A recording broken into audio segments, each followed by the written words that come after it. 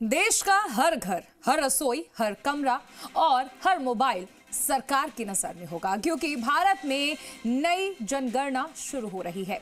इस बार सवाल सिर्फ गिनती के नहीं, बल्कि जिंदगी की पूरी तस्वीर बनाने वाले हैं। आप चावल ज्यादा खाते हैं या गेहूं? आपके घर में गैस सिलेंडर है या चूल्हा? आपके फर्श पर टाइल्स है या मिट्टी? घर में शौचालय है या नहीं? मोबाइल, इंटरनेट, लैपटॉप, सबकी एंट्री होगी। देखिए रिपोर्ट।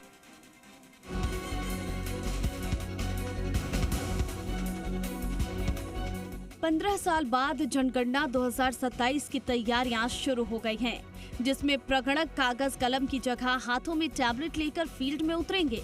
2 चरणों में होने वाली जनगणना डिजिटलाइज्ड होगी। पहले चरण में मकान सूचीकरण का काम 16 मई से 14 जून 2026 के बीच होगा।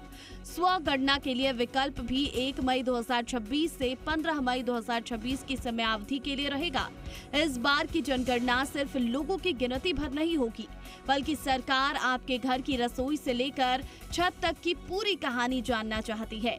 मई से राजस्थान में शुरू होने जा रही इस प्रक्रिया में जनगणना कर्मचारी जब दरवाजा खटखटाएगा तो वो ये नहीं पूछेगा कि घर में कितने लोग रहते हैं, बल्कि ये भी जानना चाहेगा कि आपके घर में चावल ज्यादा पकता है या गेहूं, फर्श पर टाइलें हैं या मिट्टी, और मोबाइल इंटरनेट आपकी जिंदगी का कितना हिस्सा बन चुका है।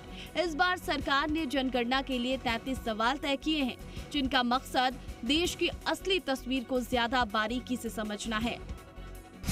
जनगणना में ये भी जानकारी जुटाएगी सरकार।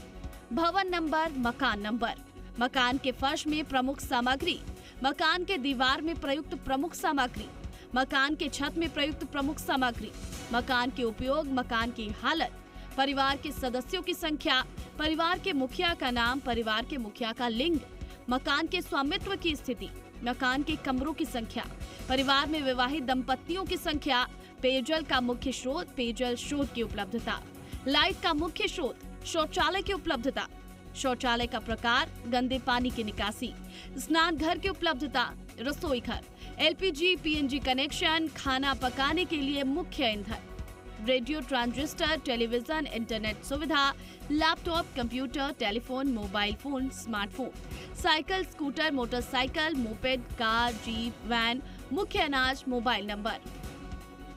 सवालों के जरिए ये जाना जाएगा कि लोग किस तरह के घरों में रहते हैं, उनके पास कौन कौन सी सुख सुविधाएं हैं। इस बार एक अहम पहलू आरक्षित वर्गों से जुड़ा डेटा भी है।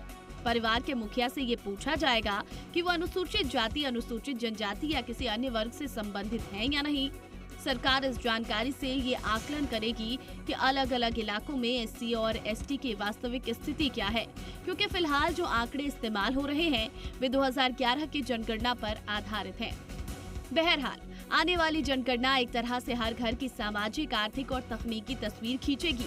ये सिर्फ ये नहीं बताएगी कि देश में कितने लोग हैं, बल्कि ये भी दिखाएगी कि वे कैसे रहते हैं, क्या खाते हैं और आधुनिक सुविधाओं से कितने जुड़े हैं। यही आंकड़े आगे चलकर सरकार की नीतियों और योजनाओं की दिशा तय करेंगे। दीपक गोयल, जी मीडिया, जयपुर।